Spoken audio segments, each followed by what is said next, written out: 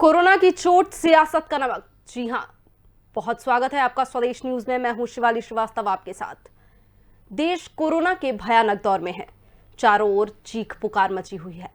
हर सूबा कोरोना की मार से कराह रहा है। अस्पतालों में व्यवस्थाएं चरमरा सी गई हैं। सारे दावे जहां ध्वस्त होते नजर आ रहे हैं, देश में कोरोना की रफ्तार ने कहर मचाया हुआ है। सिस्टम भी पूरी तरह लचर नजर आ रहा है। हर कहीं अस्पतालों में बिस्तर की कमी है तो कहीं ऑक्सीजन कम है, कहीं इंजेक्शन के लिए हाहाकार मचा हुआ है। लेकिन इस काल में अगर कुछ पूरा है तो वो सियासत है। जी हाँ, ऐसा हम इसलिए कह रहे हैं क्योंकि पहले से ही कोरोना की चोट झेल रही जनता पर सियासत का नमक मला जा रहा है। अलग अलग राजनेता अलग अलग प्रक्रिया दे रहे हैं, एक दूसरे पर ठीकरा फोड़ रहे हैं। ऐसे में सवाल ज्यों का त्यों है कि कैसे जीतेगा देश कोरोना से जंग, कैसे भारत आगे आएगा कोरोना से। क्योंकि लगातार जिस तरह से राजनेताओं की प्रतिक्रियाएं आ रही हैं, प्रक्रियाएं आ रही हैं, प्रतिक्रियाएं आ रही हैं और पक्ष विपक्ष लगातार एक दूसरे पर निशाना साधे हुए हैं। ऐसे में सवाल सिर्फ एक ही, कैसे जीतेगा देश कोरोना से जंग। आपको सुनवाते हैं कि क्या कुछ प्रतिक्रियाएं सत्ता पक्ष और विपक्ष के नेताओं द्वारा लगातार दी जा रही हैं ऐसे समय में। ये अपनी सुविधा से तर्कों को गढ़ते हैं, देश की जनता खूब बखूबी जानती है। ईवीएम पे सवाल उठाएं, सेना पे सवाल उठाएं, सीएए पे सवाल उठाएं, कृषि कानून पे सवाल उठाएं, उठाते अपनी सुविधा से हैं। जो भी देश को तोड़ने वाली, समाज को बांटने वाली बात होगी, वहां ये खड़े मिलेंगे आपको सब टुकड़े टुकड़े गैंग के साथ। नरोत्तम मिश्रा जी जो बंगाल में घूम घाम के आए और यहाँ प्रेस कॉन्फ्रेंस लेके कह रहे हैं कि कांग्रेस कहीं उतर रही। अरे चाहे ग्वालियर की बात देख लो, चाहे शाजापुर की देख लो, चाहे इंदौर की देख लो, चाहे भोपाल की देख लो, पूरे कांग्रेस के विधायक और कार्यकर्ता पूरी ताकत से जुटे हुए हैं किस तरह से कोविड-19 के पेशेंट्स की मदद की जाए, अस्पतालों में उनको भर्ती की जाए। आपके नेता और आप केवल प्रेस में खबर बनाने और हेडलाइंस बनाने के अलावा आपका कोई काम नहीं है। आपके अधिकारी, कर्मचारी और मंत्री केवल मीटिंगें कर रहे हैं, ज़मीन पे कुछ नहीं है। ज़मीन पे सब लेके आओ, ये मेरा निवेदन है। नरोत्तम मिश्रा। तो सुना आपने कैसे सत्ता पक्ष और विपक्ष एक दूसरे पर इसका ठीकरा फोड़ने में लगा हुआ है, जैसे मानो कोरोना देश का नहीं, अंतर्राष्ट्रीय नहीं, बल्कि किसी एक पार्टी की बीमारी बनकर रह गया हो। सिस्टम पूरी तरह लचर है। हर कहीं अस्पतालों में बिस्तर की कमी, कहीं ऑक्सीजन कम, कहीं इंजेक्शन के लिए लगातार परिजन हाहाकार मचाए हुए हैं। लेकिन इस काल में सियासत में बिल्कुल कमी नहीं आई है। लगातार राजनीति की जा रही है और राजनीति बढ़ती ही जा रही है।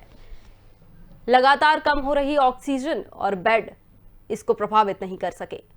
राजनीति की हालात वही के वही, राजनीति वही की वही, सियासत वही की वही। ऐसे में सवाल यही कि कैसे कोरोना को हरा पाएगा भारत। क्या राजनीति इस वक्त शोभा दे रही है? क्या किसी एक पार्टी विशेष की जिम्मेदारी इस वक्त देश के लिए बन रही है? क्योंकि ये वक्त तो ऐसा है जब एक दूसरे को साथ आना पड़ेगा। कैसे जीती जाएगी ऐसे में कोरोना से जंग? कैसे पछाड़ेगा भारत कोरोना को पीछे? राजनेता लगातार प्रतिक्रियाएं देते रहे हैं। बीजेपी कांग्रेस, कांग्रेस बीजेपी, इन दोनों पर ही लगातार ठीकरा फोड़ा जा रहा है। जहां एक और कांग्रेस बीजेपी को कोरोना का जिम्मेदार कह देती है तो एक और बीजेपी कांग्रेस को उदासी का ऐसा मंजर कभी नहीं दिखा है। हमारे साथ चर्चा में बीजेपी प्रवक्ता नरेंद्र शिवजी पटेल और कांग्रेस प्रवक्ता सिद्धार्थ राजावत जुड़ गए हैं। बहुत बहुत स्वागत है सर आप दोनों का। धन्यवाद। स्वदेश न्यूज में जी। सिद्धार्थ जी, सबसे पहले आपके पास सवाल आपसे जी। उदासी का ऐसा मंजर कभी नहीं देखा है सिद्धार्थ जी, जब हर एक सांस पर शक है कि कब आखिरी हो जाएगी अस्पतालों के भीतर और बाहर हाहाकार मचा है, ये आप तस्वीरों में लगातार देख रहे होंगे। ऑक्सीजन के लिए तक लोग तड़प रहे हैं, ऑक्सीजन की कमी से लोग मर भी रहे हैं। आखिर ऐसी सांसों पर राजनीति क्यों? देखिए, मेरे को याद है, मेरी याददाश्त में एक बार प्लेग का बहुत बड़ा महामारी फैली थी, उसके बाद डेंगू की बहुत बड़ी महामारी फैली थी। उस पर भी हम लोगों ने नियंत्रण पाया था। एक प्राकृतिक आपदा आई थी, आपको याद होगा, भुज के अंदर सैकड़ों लोग भूकंप आया था, उसमें दब गए थे। पर ये तीनों जो मंजर है, इनसे ज्यादा भयंकर आज जो मंजर है, आज आप देखिए शमशान के अंदर लाइनें लगी हुई हैं और 8-8 घंटे की वेटिंग चल रही है और ऑक्सीजन नहीं मिल रही है। और जो मरीज हैं, मरीज को है ना अस्पताल के अंदर बाहर लिख दिया गया है कि हमारे पास बेड नहीं है। कई मुरैना में लिख दिया है, भिंड में लिख दिया है, दमोह में लिख दिया है, ऐसे कई जगह हैं, ग्वालियर के अंदर लिख दिया गया है कि अब मतलब आज ये है कि जो एक महामारी है ये हाथों से निकलती जा रही है। तो उसमें दायित्व बनता है कि आज हम राजनीति ना करते हुए, चाहे कांग्रेस हो चाहे बीजेपी हो, सबको कंधे से कंधा मिला के सबसे पहले हमको एक सभ्य नागरिक और एक इंसानियत की तरह सबसे पहले हमको इसको देखना चाहिए।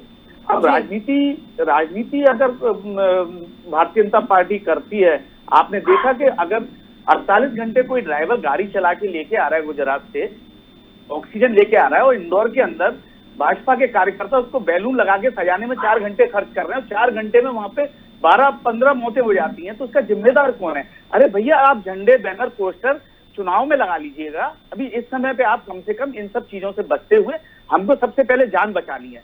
चाहे कोई भी हो, चाहे वो भारतीय जनता पार्टी का कार्यकर्ता अगर बीमार है, चाहे कांग्रेस का कार्यकर्ता बीमार है, चाहे आम आदमी बीमार है, तो हमको अपनी फोटो नहीं दिखानी और हमको अपने कमल का फूल या कांग्रेस का पंजा ना लगाते हुए हमको एक वॉलंटियर की तरह काम करना चाहिए। जी नरेंद्र जी, सुना आपने सिद्धार्थ जी ने क्या कुछ कहा, क्या प्रतिक्रिया देंगे इस पर आप? सिद्धार्थ जी कह रहे हैं कि ये वक्त राजनीति का नहीं है, एक साथ काम करने का है। बिल्कुल बिल्कुल, मैं सिद्धार्थ राजावत जी की बात से 100% सहमत हूँ और मैं उनकी बात का सम्मान करता हूँ। निश्चित रूप से जिस महामारी से इस समय हमारे देशवासी सामना कर रहे हैं, इस समय में राजनीति का नहीं, सबको मिलके, एक साथ मिलके सब इस बीमारी से लड़ने का समय है। और भारतीय जनता पार्टी भी देखिए बिल्कुल तत्पर होकर काम कर रही है और पूरे लोग हमारे, चाहे सत्ता में बैठे लोग हों चाहे संगठन में बैठे लोग हों, लगातार जनता जनार्दन की सेवा के लिए लगे हुए हैं। हमारे चाहे माननीय प्रधानमंत्री जी हो चाहे मुख्यमंत्री जी हो, 18-20 घंटे की मेहनत दिन रात कर रहे हैं। एक एक चीज की मॉनिटरिंग स्वयं मुख्यमंत्री जी भी कर रहे हैं, प्रधानमंत्री जी भी कर रहे हैं। किस तरह से ऑक्सीजन की आपूर्ति लगातार रहे और बढ़ती भी रहे, इसके लिए क्या प्रयास किए जा सकते हैं, उसका युद्ध स्तर पर काम हो रहा है। किस तरह से ऑक्सीजन एक्सप्रेस चलाई जा रही है, किस तरह से एयरफोर्स का उपयोग करते हुए विदेशों से भी क्रायोजेनिक टैंकर लाए गए हैं। तो मैं समझता हूँ कि इस तरह से तमाम युद्ध स्तर पर काम हो रहा है। हमारे माननीय मुख्यमंत्री जी भी रात के 4 बजे तक सिलेंडर जो टैंकर है कहाँ पहुंचा, कहाँ तक आए हैं, उनकी मॉनिटरिंग कर रहे हैं। और मैं समझता हूँ कि इस तरह से सबको मिलकर लड़ने की जरूरत है। जो सिद्धार्थ जी ने कहा उससे मैं सहमत होता हूँ। और हमारे माननीय प्रधानमंत्री जी ने चिंता की है कि 80 करोड़ लोगों को 5 किलो प्रति माह के हिसाब से राशन दिया जाए। तो मैं समझता हूँ कि हर फ्रंट पर सरकार चिंता कर रही है। भारतीय जनता पार्टी ने सेवाई संगठन है, ऐसा अभियान हमारे पूरे कार्यकर्ताओं को मैदान में लगाया है और हेल्पलाइन हमारी चल रही है। उस हेल्पलाइन में मेरे को भी सौभाग्य मिला जन की सेवा करने के, तो हम भी निरंतर लगे हैं, रात में भी काम कर रहे हैं, 24 घंटे लगे हुए हैं। तो मैं समझता हूँ कि निश्चित रूप से शीघ्र हम इस बीमारी पर विजय प्राप्त कर लेंगे और भारत पुनः जीतेगा और हम विजय होकर हमारा देश आगे फिर बढ़ेगा। जी सिद्धार्थ जी, आपसे सवाल, राजनीतिक बयानबाजी अपनी जगह है, लेकिन आपको क्या लगता है क्या कर रहा है विपक्ष इस वक्त इस तरह की दिक्कत ना हो लोगों को उसके लिए? क्योंकि जैसा कि राहुल गांधी भी ट्वीट कर रहे हैं लगातार, प्रियंका गांधी वाड्रा भी ट्वीट कर रही हैं कि राहुल गांधी का आज आपने ट्वीट पढ़ा होगा कि भाजपा का विक्टिम ना बनने दिया जाए भारत को, भाजपा का शिकार, भाजपा के सिस्टम का शिकार ना हो जाए भारत। तो ऐसे में केंद्र सरकार से ये सब कहना क्या, क्योंकि केंद्र सरकार भी लगातार अपनी तरफ से पूरी कोशिश कर रही है सर। देखिए मैडम, पूर्व में भी एक वर्ष पूर्व जब एक महामारी आई थी, कोरोना जब एंटर हुआ था हिंदुस्तान के अंदर, सर्वप्रथम राहुल गांधी जी थे जिन्होंने अवगत कराया था और आगाह किया था ये आगे चल के ये बहुत बड़ा रूप ले लेगी। तो उनका उपहास उड़ाया गया था भारतीय जनता पार्टी द्वारा। और मध्य प्रदेश के अंदर कांग्रेस की सरकार थी, तब कमलनाथ जी ने ये बोला था कि ये बहुत बड़ी महामारी है और इसको हमें समझना चाहिए। और उन्होंने सबसे पहले हिंदुस्तान में सबसे पहले मध्य प्रदेश में लॉकडाउन लगाया था। तब यही हमारे मुख्यमंत्री थे शिवराज सिंह जी, जो कह रहे थे कोरोना कोरोना कोरोना डरो ना। अरे कमलनाथ जी, हम लोगों को डराइए मत आप, ऐसा कोई कोरोना नहीं होता, ऐसा कुछ नहीं होता। आज वही चीज सामने आ रही है। अब रही बात, आपने जो बात बोली है महामारी की और इसमें भारतीय जनता पार्टी और राजनीति ना करने की, तो क्या कारण था कि कल रात में 2 बजे पूर्व जिला अध्यक्ष ग्वालियर के देवेश शर्मा जी प्रद्युमन सिंह तोमर के घर के बाहर जाके सो जाते हैं, लेट जाते हैं और वो कलेक्टर को फोन लगाते हैं और अस्पताल में डॉक्टर को फोन लगाते हैं। 6 उनके निकटतम लोग कोविड से अफेक्टेड होते हैं, उनके लिए इंजेक्शन की मांग करते हैं और उनकी सुनवाई नहीं होती है। और जब वो माननीय प्रद्युमन सिंह जी के बंगले के बाहर जाके लेट जाते हैं, प्रद्युमन सिंह तोमर आते हैं और उनको 6 इंजेक्शन मुहैया करा देते हैं। तो एक पूर्व जिला अध्यक्ष जो भारतीय जनता पार्टी का है, वो आज इतना मतलब आप असहाय हो गया है कि उसको भी है ना धरने पे उतरना पड़ रहा है। तो आप समझ सकती है कि भारतीय जनता पार्टी नरेंद्र जी जवाब दीजिए इस बात का, क्या कर रहे हैं। और जी नरेंद्र जी जवाब दीजिए सिद्धार्थ जी की बात का। जी बिल्कुल बिल्कुल। देखिए सिद्धार्थ जी जो बात कह रहे हैं, ये केवल एक जगह का प्रसंग नहीं है, सभी जगह सबको चिंता है कि उनके से संबंधित लोग हों, उनके संपर्क में लोग हों, उनको सभी दवाएं प्राप्त हो सके। तो निश्चित रूप से यदि कोई दूसरे नेतागण भी ऐसा कर रहे हैं तो मैं समझता हूँ यदि सकारात्मक दृष्टिकोण से कर रहे हैं, सकारात्मक रूप से अपने लोगों की चिंता कर रहे हैं, तो उसमें कुछ गलत नहीं है। और जहाँ तक जिन इंजेक्शन की बात है, दवाई की बात है, देखिए लगातार हमारे एम्स के एक्सपर्ट आया, दूसरे लोगों ने भी बताया, क्योंकि एक पैनिक क्रिएट कर दिया गया। 3 दवाइयों की जरूरत है। अभी हमारे आपके साथ मैं समझता हूँ जो मेरे को दिख रहा है पैनल में सुप्रिंटेंडेंट जी जुड़े हुए, तो ये मुझसे ज्यादा बेहतर इस बारे में बता पाएंगे। तो जो लाइन ऑफ ट्रीटमेंट है उसके बारे में भी क्योंकि विविधता से सोचना चाहिए और जो भी वैकल्पिक इलाज उन सबको करना चाहिए। तो मैं समझता हूँ कि शायद अभी जो पैनिक क्रिएट हो गया, जिनको जरूरत नहीं है वो लोग भी उन दवाओं को खरीदने की कोशिश कर रहे हैं। जो अच्छे खासे घरों में स्वस्थ बैठे हुए हैं वो लोग भी कोई सिलेंडर की अगर आप मेरे माध्यम से आप शिवराज सिंह जी को पहुंचाएं तो मैं एक सुझाव और एक सलाह देना चाहता हूं। बिल्कुल बोलिए जी। मैं आपके माध्यम से एक सुझाव और एक सलाह देना चाहता हूं कि जब आप वैक्सीनेशन में आप आधार कार्ड को कंपलसरी कर रहे हैं, तो आप आधार कार्ड के माध्यम से आप उसमें आधार कार्ड के माध्यम से आप जो इंजेक्शन है और जो ऑक्सीजन है आप वो मुहैया क्यों नहीं कराते हैं? जो जिनको आवश्यकता है उन हेलो जी सर बोलिए, बात पूरी कीजिए सर। आवाज आ रही है आपको? जी जी सर बोलिए। तो मैं आपके माध्यम से ये कहना चाहता हूं कि माननीय मुख्यमंत्री जी इस चीज को अनिवार्य कर दें कि जो पीड़ित है, जो अस्वस्थ है, जिसको इसकी जरूरत है, तो उसके आधार कार्ड पे ही उसको आधार कार्ड अनिवार्य कर दें और आधार कार्ड को कलेक्टर उसको वेरीफाई करे कि हाँ ये बीमार है, उसको इंजेक्शन उपलब्ध कराए जाएं। जब आप वैक्सीनेशन में एक देश और एक विधान एक संविधान जब आपका नारा है आरएसएस का, तो उसके तहत आप ये सारी चीजें करिएगा। हम भी मानेंगे कि आप कुछ काम कर रहे हैं, कंस्ट्रक्टिव काम कर रहे हैं। अरे जो आप देखिए कि हॉस्पिटल के अंदर एक नर्स उस इंजेक्शन को 18 से लेके 50,000 में ब्लैक कर रही है। किसी गलत हाथ में इंजेक्शन जा रहे हैं और जिसको जरूरत है उसको इंजेक्शन नहीं मिल रहे हैं। तो आप आधार पे इसको लिंक करके, और जैसे आप दिलीप अग्रवाल जी हैं, डीआई हैं ग्वालियर के, उनने अपना मोबाइल ही है ना फॉरवर्ड कर रखा है। कलेक्टर ने कल गोविंद सिंह जी का 8 घंटे तक फोन नहीं उठाया। हमारे प्रवीण पाठक जी और सतीश सिकरवार जी उनसे गुहार करते रहे, उनका फोन नहीं उठाया। बोलते हैं हम बात नहीं करेंगे, हम मंत्री जी जो कहेंगे वो करेंगे। तो ऐसा नहीं होना चाहिए। जो अगर आपके कंधे से कंधा मिला के कांग्रेस काम करना चाहती है तो आप उनके संग एक सम्मिलित होते हुए एक समिति बनाएं और काम करिए उसमें। यही तो मुसीबत है ना सर, जिम्मेदार ही अपनी जिम्मेदारियों से भाग रहे हैं तो कहा जाएगा आम जनता, कहा जाएगी आम जनता अगर जिम्मेदार ही अपनी जिम्मेदारी से इस तरह से भागते नजर आएंगे। खैर हमारे साथ करण पिपरी, डॉक्टर करण पिपरी भी जुड़े हुए हैं, पूर्व सुपरिटेंडेंट हैं एम्स रायपुर से। सर बहुत बहुत स्वागत है आपका। Thank you very much. जी करण जी, जी दावे वादे विपक्ष का निशाना सब एक तरफ, इसी में देश फंसा हुआ है फिलहाल। ऐसे में डॉक्टर की सोच क्या है, ऐसे में डॉक्टर्स क्या सोच रख रहे हैं, क्योंकि सरकार की ओर से आपको क्या भरोसे दिए जा रहे हैं इस वक्त? क्या कोई जानकारी इस बाबत आपके पास, या फिर क्या कोई आश्वासन आप इस वक्त जनता को देने की हाल में है? Thank you very much. बहुत अच्छी चर्चा हो रही है और जैसा कि हमारे देश के नागरिक और मध्य प्रदेश के जो भी माननीय नेतागण हैं ये जो चर्चा कर रहे हैं, ये एक जागरूकता के लिए बहुत जरूरी है कि हमारी सबकी ड्यूटी है, हमारा सबका कर्तव्य है।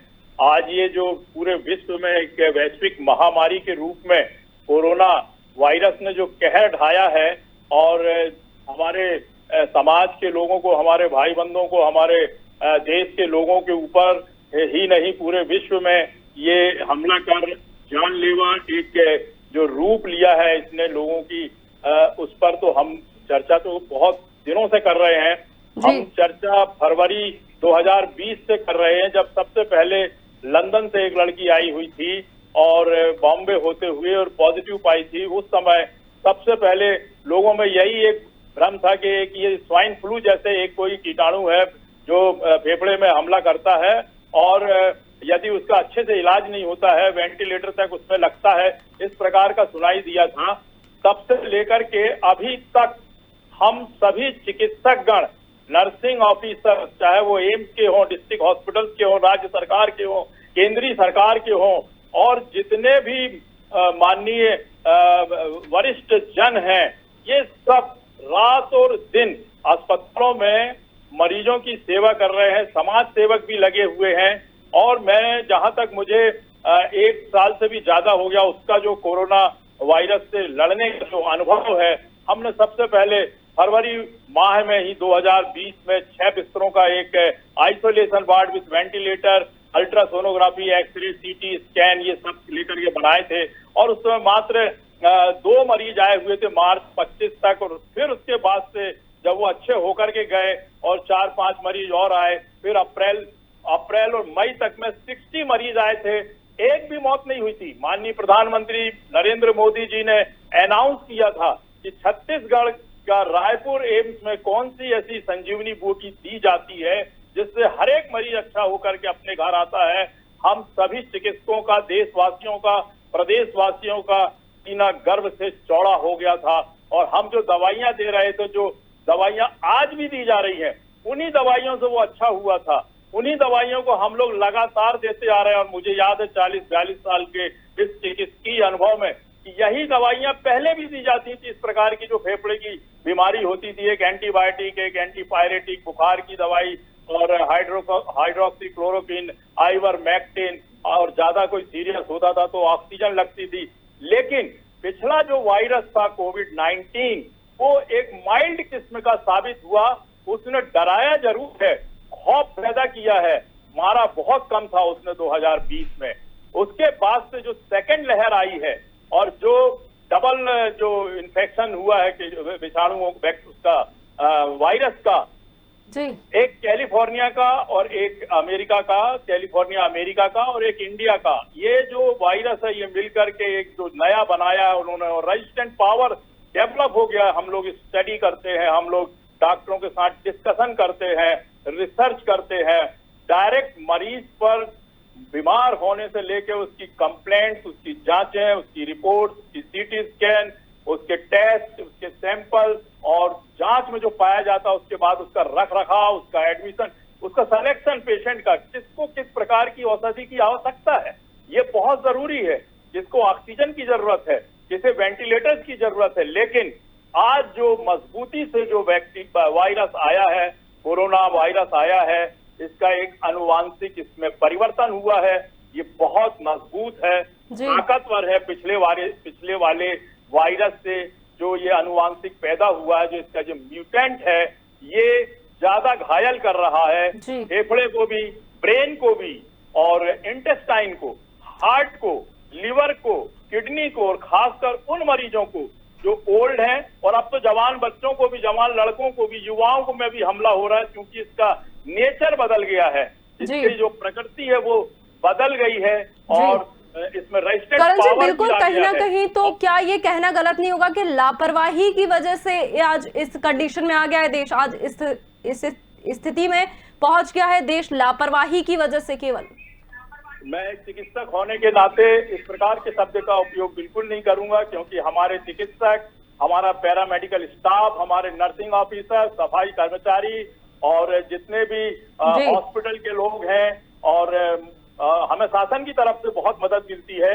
वैक्सीन मिलते हैं, दवाइयां आ रही हैं लगातार, पीपीई किट मिलते हैं, मास्क मिलते हैं और बिस्तर है, पलंग है। आज पूरे अस्पतालों को कोविड के लिए, मरीजों के लिए खोल दिया गया है। जी। दूसरे मरीजों का एडमिशन नहीं होता, चाहे एम्स हो, चाहे डिस्ट्रिक्ट हॉस्पिटल्स हो, चाहे, और मरीज भी क्वारंटाइन टाइप हो गए हैं अपने अपने घरों में। जो साधारण पेशेंट है वो बाहर नहीं निकल रहे हैं, शासन का कहना भी मान रहे हैं। समय समय पे जो गाइडलाइंस मिलती है टेलीविजन के मार्फत से और आप लोगों के द्वारा जो डिस्कशन दिखाया जाता है और न्यूज़पेपर पढ़ते हैं सुबह से लेकर के शाम तक, मैं समझता हूँ बहुत जागरूकता आई है, बहुत जागरूकता आई है। चिकित्सकों को भी नहीं मालूम था पहले के कि इतनी ज्यादा खतरनाक बीमारी भी होती है। और पहले तो चेचक का नाम था, पोलियो का नाम था और दूसरे मलेरिया बुखार के नाम से, तो इसमें भी लोग मरते थे।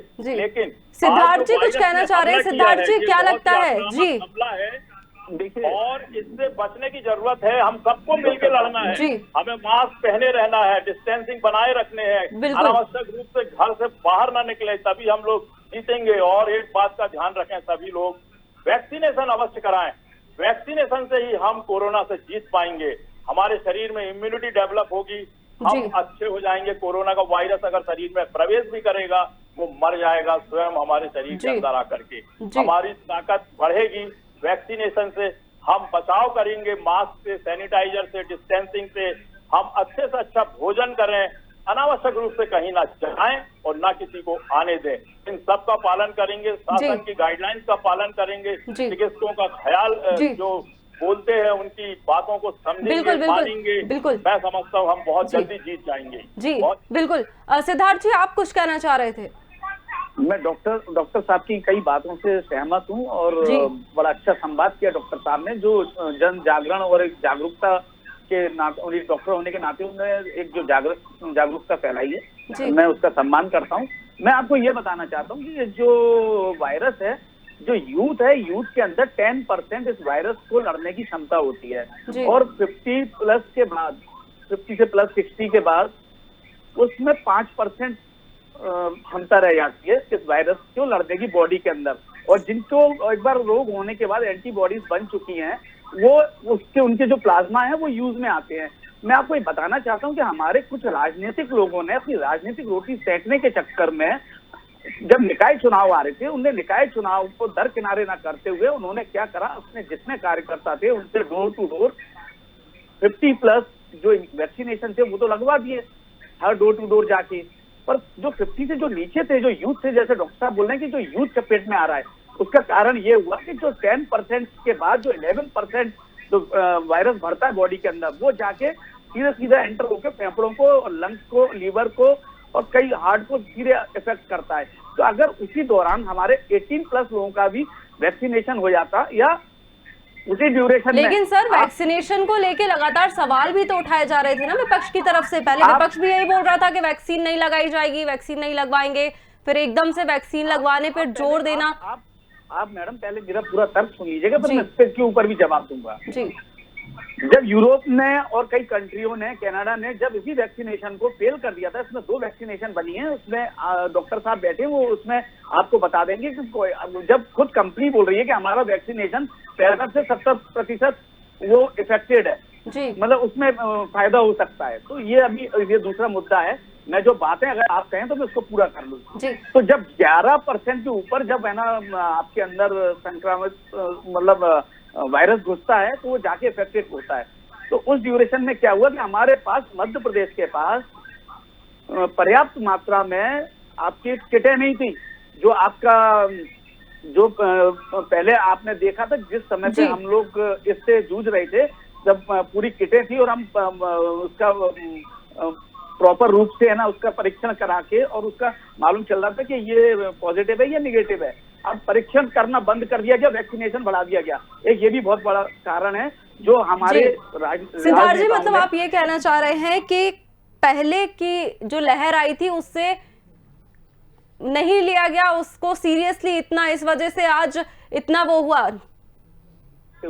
हम लोगों ने उसको है ना बहुत नेग्लिजेंसी से, जी नरेंद्र जी जवाब दीजिए जल्दी से।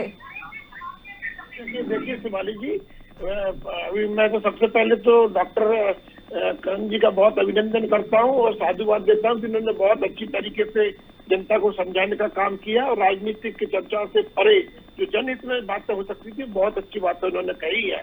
जहाँ तक राजनीतिक बात है, मैं समझता हूँ कि जो सरकार है वो कोई इस तरह की जब महामारी आती है तो केवल राजनीतिक दृष्टि से निर्णय नहीं करते, डॉक्टर्स के कंसल्टेंसी से चलता है। डॉक्टर्स लोग उसमें सलाह देते हैं कैसे चलना है, तब उसके आधार पर केंद्र सरकार निर्णय कर रही है।